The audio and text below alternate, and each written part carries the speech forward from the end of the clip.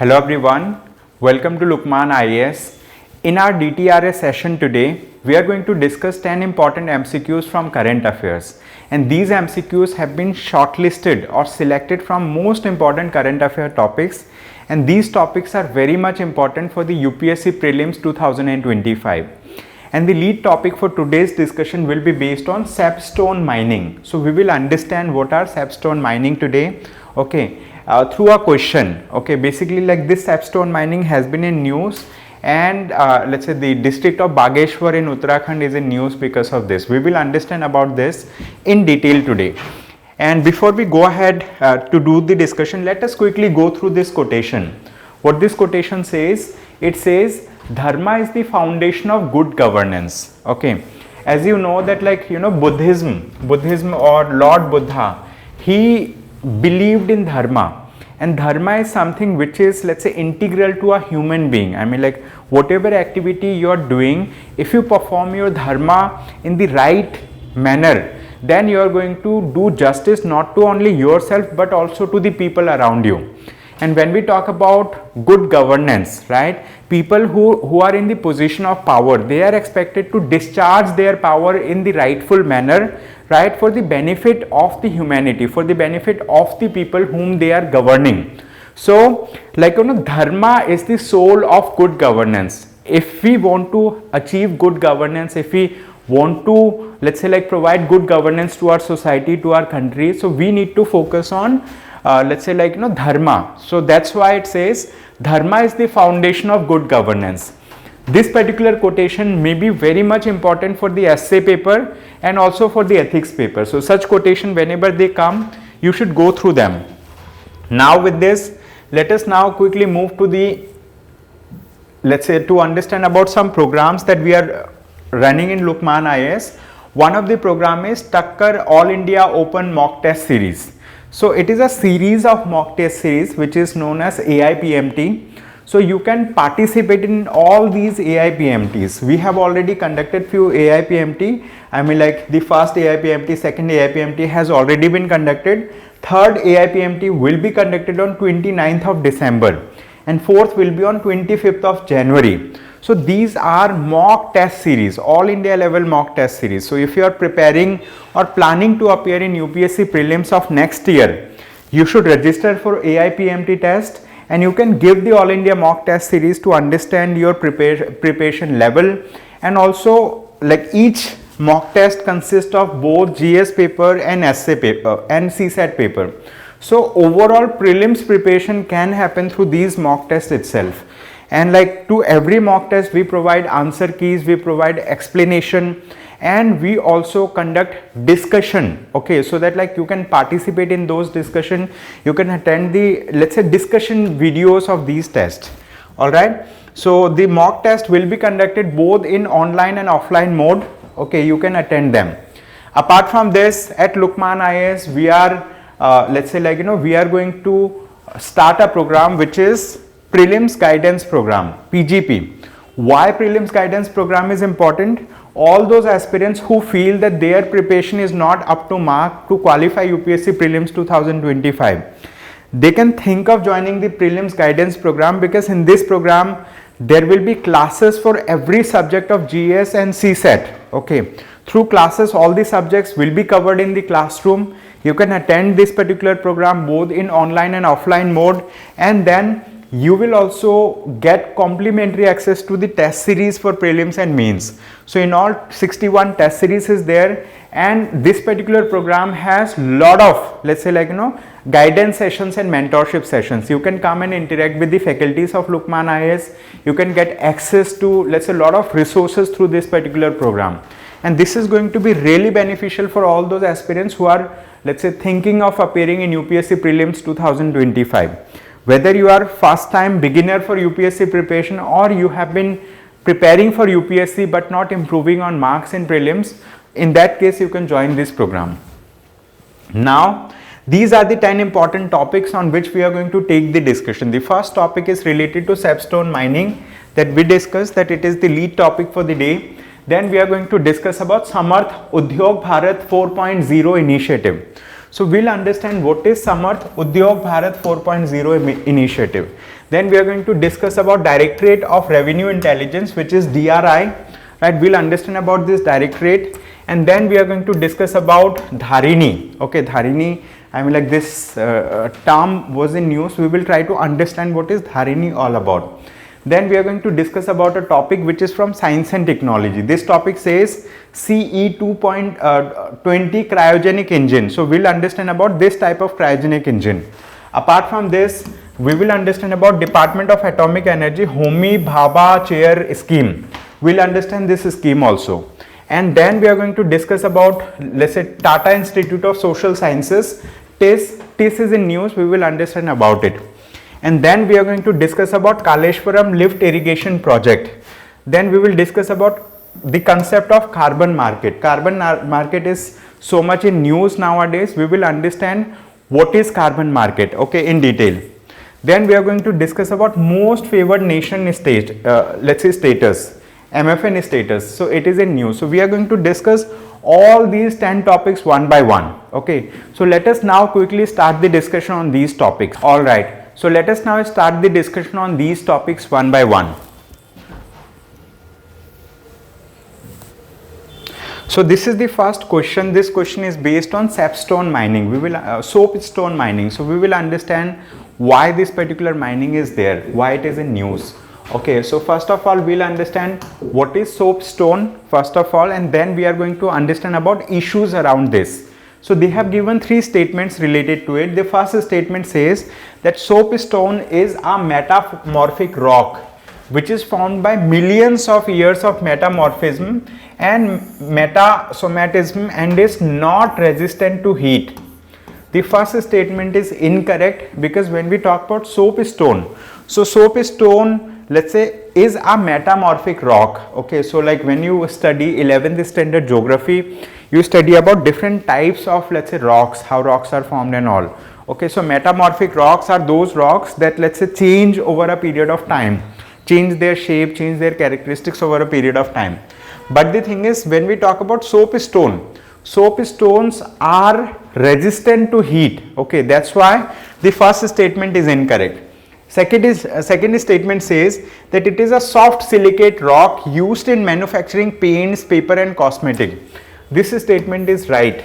Third, so it says the main source of soapstone in India are the states of Rajasthan and Uttarakhand. This is right. Okay, so correct answer is option C, 2 and 3. So now why soapstone mining is in news? Because like let's say, like, you know, in the state of Uttarakhand, in Bageshwar, one place is Bageshwar district. Okay, so here soapstone mining has happened to a very great extent over a decade, and because of which you can see, like, you know, wherever mining has happened, this area has kind of, you know, become a valley, and it is a cause of concern for the ecological stability of this particular region. Okay, this is a cause of concern, and maybe in future such reckless mining can cause, let's say, disastrous let's say consequences for the people who are residing in this particular region. So that's why it is important. Now with this, let us quickly move to next topic. This is topic number 2, and this topic is related to smart manufacturing. What do we mean by smart manufacturing? As you know that, like, we are, let's say, at the beginning of the industrial revolution 4.0, industrial revolution 4.0. And now what happens, the manufacturing processes are going to be smarter, because let's say we are going to adopt the 4th generational technologies. I mean, like, you know, including artificial intelligence, Internet of Things, machine learning, high speed internet connectivity like 5G, etc. So newer equipments will be used for doing smart manufacturing, and which is going to make the manufacturing processes smarter, and which is going to help the country to grow. Okay. Related to that, this question is there. So it says, consider the following statements about Smart Udyog Bharat 4.0 initiative. So it has 2 statements. It says it is an initiative of the Ministry of Commerce and Industry. Second, it is an initiative to promote the adoption of Industry 4.0 technologies in manufacturing sector. Second statement is right. First statement is wrong. Correct answer is option 2. Why? Because this is an initiative not of Ministry of Commerce and Industry, but it is an initiative of Ministry of Heavy Industries. Okay, Ministry of Heavy Industries. heavy industries. So that's why first statement is wrong, second statement is right. Okay, so Smart Udyog Bharat 4.0 initiative, it is of Ministry of Heavy Industries, and this scheme is for enhancement of competition in the Indian capital goods sector. Okay, it has set up 4 advanced, let's say advanced manufacturing and rapid transformation hubs, which is known as Samarth. Okay, hubs. These are in Pune, IIT Delhi, IISc Bangalore and CMTI Bangalore, etc. Okay, so these are the places where these hubs are there. Okay, so correct answer for this particular question is option B. Okay, so with this, now let us quickly move to next question. What is next question all about? It says, consider the following statements about the Directorate of Revenue Intelligence, DRI. So what is Directorate of Revenue Intelligence? Let us understand about this. So we have 2 statements related to it. First statement says it was constituted as the apex anti-smuggling intelligence and investigation agencies under the Ministry of Home Affairs. Second, it says it aims to collaborate with the international organizations such as World Customs Organization. Second statement is right. Okay, related to question number 3. Question number 3, second statement is right, first statement is wrong. Okay, now let us understand about this. So why it is in news? Let's say the judges of Delhi High Court, they believe that Directorate of Revenue Intelligence is in a flux. Flux means it is in a state of chaos. Okay, and why? Because it is itself issuing notices, it is itself, let's say, recovering payments. So it is acting as a judicial body, also it is acting as an enforcement body as well. So a lot of allegations are there, related to this particular body. So that's why it is in news. Okay, first statement is wrong, because the Directorate of Revenue Intelligence was constituted in 1957 as the apex anti-smuggling intelligence and investigation agencies. It works under the Central Board of Indirect Taxes and Customs, Ministry of Finance, Government of India. Okay, under this it works. Okay, that's why it is in news. Now with this, let us quickly move to the next question. What is this next question? This question says, which of the following statements about Dharini recently seen in the news? Okay, so what is Dharini? It is a 3D fetal brain atlas developed by IIT Madras. Okay, so Indian Institute of Technology, IIT Madras, has developed a kind of atlas, brain of fetus. Okay, so it is a 3D model. Okay, 3D model, 3-dimensional model developed by IIT Madras. So IIT Madras released highly detailed 3D images of fetal brain. Okay, so 3D images it has, let's say, released. That's why it is in news. So correct answer is option C. Option C means it is a 3D fetal brain atlas developed by IIT Madras. Now with this, let us quickly move to the next question. This question is again very, very important. So it says CE20 cryogenic engine. So this engine is in news. Cryogenic engine, those engines that has fuel which is in very low temperature. Okay, kind of ice type of fuel. Okay, very low temperature fuel inside it. So it is developed by Indian Space Research Organization. This statement is right. The engine uses liquid oxygen and liquid hydrogen as propellants. This statement is also right. And this is not the first cryogenic engine, okay, in the world. There have been many cryogenic engines, developed so far. So correct answer is option A, 1 and 2 related to this. ISRO conducts successful sea-level hot test of CE20 cryogenic engine, paving the way for future missions. Okay, so it's going to help Indian Space Research Organization to conduct future missions, let's say undersea missions, etc. like that. So it has developed this, and so let us now quickly move to next question, question number 6. Okay, additional details related to explanation of every question is given in this document, and this document will be uploaded in the, let's say, description of this YouTube video.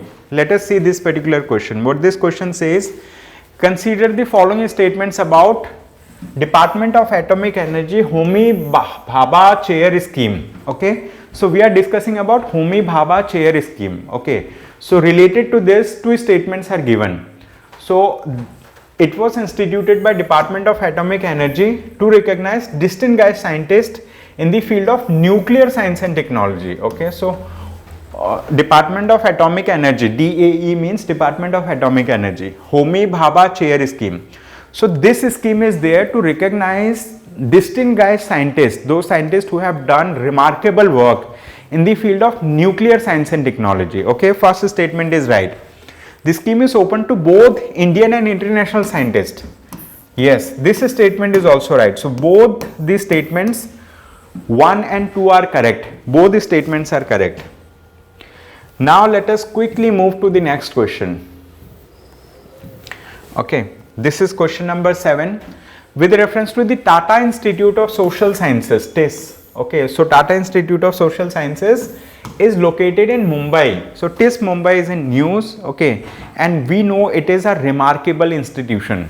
Let's say that does let's say provide studies, I mean Master of Social Work, PhD in Social Work, etc. Okay, so it is for social sciences. So first statement and second statement both are correct. It was established in 1936 as Sir Dorabji Tata Graduate School of Social Work, and it is recognized as a deemed university under section 3 of the UGC Act 1956.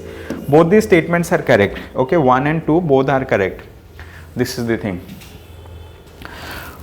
So why it is in news? Because Tata Institute of Social Science has been trying to have a head for this particular institute. Okay, so they have advertised 1 year back, and now they have received huge number of applications. Out of them they have shortlisted 10 applications, and they are going to kind of conduct interviews for these people, and finally they are going to select one person. Okay, 127 persons have applied for it. Now let us quickly move to the next question, question number 8. Okay, this question says, consider the following statements about Kaleshwaram lift irrigation project. Kaleshwaram lift irrigation project. First statement says it is located on Godavari river. Okay, second says it is funded by the Government of India under the Accelerated Irrigation Benefits Program. Okay, so first statement is right, second statement is wrong, because it is not, let's say, funded by Government of India. It is funded by the state government. Okay, that's why first statement is right. Second statement is incorrect. It does not fund, I mean like, so let us see. It is funded by Telangana state government with assistance from loans, but is not funded under the Accelerated Irrigation Benefit Program of Government of India. Now we have another question, question number 9. We will look at this question and we will try to solve this question. It says, this question is about carbon markets. Okay, carbon markets. Recently there has been an article in the Hindu newspaper that discussed in detail about carbon markets. So what are carbon markets? Basically what happens, every country in the world, right, is trying to reduce the emission of carbon, right? Why? Because carbon is a potential greenhouse gas. When the carbon gets added to the atmosphere, it increases the global warming. So under the Paris Agreement, under the Kyoto Protocol, etc., so like, there have been mechanisms, right, that talk about reducing the emission of carbon. Okay, so this question is related to carbon markets, but the question is, what is carbon market? Carbon market means every country, what it does, like it sets some cap, some kind of upper limit, that beyond which a particular sector of the economy, right, a particular sector cannot emit carbon beyond that limit. Okay, that is carbon capping system. So carbon market generally operate under cap and trade system. This is one thing. And then it has two mechanisms of implementation. One of the mechanism of implementation is known as voluntary scheme. Other is known as, let's say, enforced scheme or compulsory scheme or compliance based scheme. So under voluntary scheme, what happens, like any player who is not, let's say, under any compliance norms, but they voluntarily take up the initiative that they want to reduce carbon emission, right, in their sectors, or they want to help reducing carbon emission somewhere else. when they take steps, that is voluntary initiative.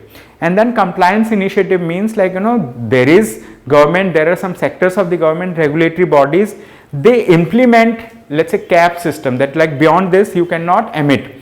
If in case you want to emit, in that case what you have to do, I mean, like, you have to purchase carbon credit from a company, from an organization that has surplus carbon credit with them. I mean, like, they have the means like they have the kind of capacity to emit so much, but the thing is, like, they are not emitting, and like, they have surplus of it, so they can sell it to you. This is the thing. So it is based on that thing. So carbon markets operate under cap and trade system, where government sets a cap on the total emission, and the companies can buy or sell emission allowances to stay under the cap. This statement is right. Okay. Second statement. So second statement talks about voluntary carbon markets. They function independently of the regulatory framework, enabling businesses or individuals to offset their emission by purchasing credits linked to projects like afforestation and all.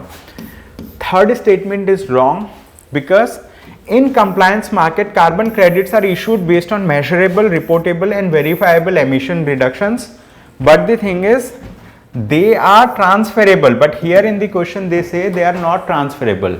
They are transferable. That's why this statement is wrong. Then Kyoto Protocol, Paris Agreement, they played key roles in establishing the international framework for carbon markets, with mechanisms like clean development mechanism promoting credit generation. 1, 2 and 4. It means option B is the right answer. Okay. Option B is the right answer. This topic is very, very important under environment and ecology. Okay. So with this, let us now quickly move to the next topic. So how would a carbon market function? So explained. This is question number 10. What this question says, that consider the following statements regarding most favored nation status. Okay, MFN status. You might have heard about it many a times, related to World Trade Organization norms and all. Okay, so it says it requires a country to provide a trade concession to means if a country is providing trade concession to one particular country, then they have to provide that concession to all countries who are members of World Trade Organization. That's the thing. So they need to provide extended same treatment to all countries. The loss of MFN status exposes a country to discriminatory import tariff on its products. Both these statements are right. Okay. So this is related to most favored nation status. Now we have, so that was the, I think, last question for the day. Yes, that was the last question. So like Lukmaan IAS is running a essay year-long test series program. This program is being conducted by S. Ansari sir himself. So under this program, classes will be conducted to help you understand about the essay paper, its requirement, type of topics that are asked by UPSC. Content building classes will happen, contents will be provided, test series will be conducted. I mean, like, lot of support will be given to you, let's say, related to this particular essay year-long test series program. You can join this test, okay, to stay ahead of your competition. And we are also running the GS Foundation course.